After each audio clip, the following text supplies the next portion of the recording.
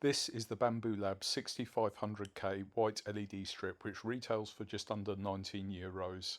I had one for about a week and a couple of people asked me to show it to them, so here we are.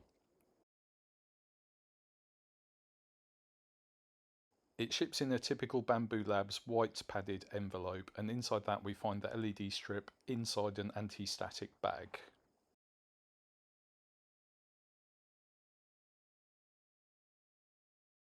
If you've not bought this type of LED strip before, they commonly come on a spool. This is a nice small one.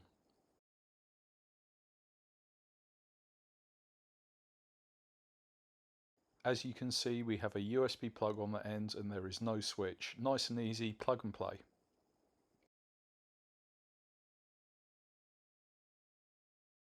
Here we can see the LEDs on this very flexible strip. Some strips really aren't this flexible.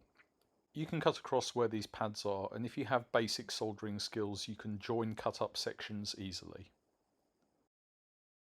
Finally, as per the documentation, avoid immersing the lights in the fire.